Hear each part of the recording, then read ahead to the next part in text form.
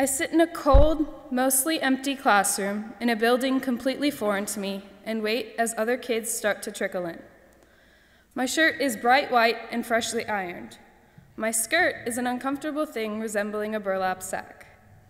The classroom is bland with beige walls, desks, and a few random "Learning is Fun" posters.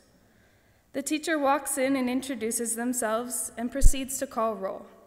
Everyone's names are called, first and last, until the teacher pauses on my last name, and a butchered version slowly worms its way out of their mouth. They look at me with a confused look on their face. I politely correct them and tell them the G is silent and that I'm used to it. This was a more recent incident, but a variation of that scenario has been happening all my life. I've gotten used to it though, and now it's almost a game to see who can create the worst version.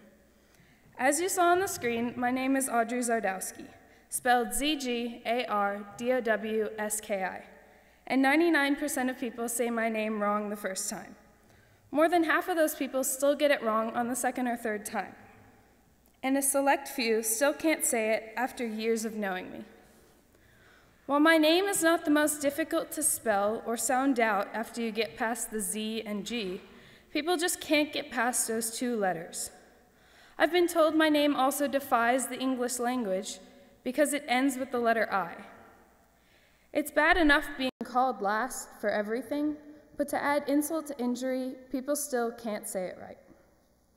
It is a happy occasion when a teacher decides to select us in reverse alphabetical order because then I have everyone beat. I've been playing sports all my life, and my brother and I used to get the little team trophies with our names on them. While I don't really have this problem anymore, back then we would love to look at the trophies and see how badly they had spelled our last names, and even sometimes our firsts. It was almost as if the companies thought we had spelled our names wrong on the order. We would find our names spelled with a Y at the end or with multiple letters missing. Now my brother has to deal with our last name barely fitting on his baseball jersey. Just last year, my parents both did DNA tests because they were interested in where our family came from. We discovered, to no one's surprise, that my father had overwhelming amounts of Eastern European ancestry, particularly Polish. Irish, Finnish, Scandinavian, and German were a few others that we pretty much expected. My friends have come up with many nicknames, mostly butchering my last name. Zgardowski, Zgardowski, Gardowski, just to name a few. I've learned to love these nicknames. No one has the intention to be mean, and I know that. And honestly, it's kind of funny to hear how badly people pronounce my last name. People have suggested just dropping the G so that it's a little bit easier to pronounce. But it's part of my heritage and something to be proud of because I know there were others in my family's past who have gone through the same experiences surrounding pronouncing our last name. My name came over from Poland around 1900.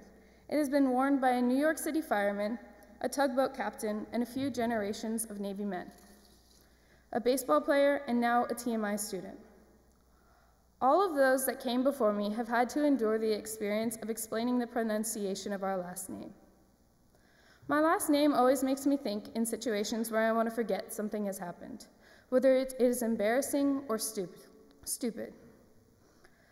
I think just like how I wouldn't get rid of the G, I wouldn't get rid of unpleasant memories because they shape us into who we are.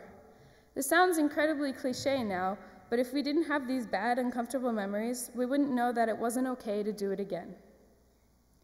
These unfortunate memories teach us, even if they happen over and over again, like someone mispronouncing your last name, we wouldn't get very far without these life lessons. I'm sure I'm not alone in having a weird, unpronounceable last name. I know sometimes you hate it or think it's annoying having to explain it to every new person. But bottom line, you are still proud of your last name and its history. And I'd bet you probably wouldn't give it up for the world.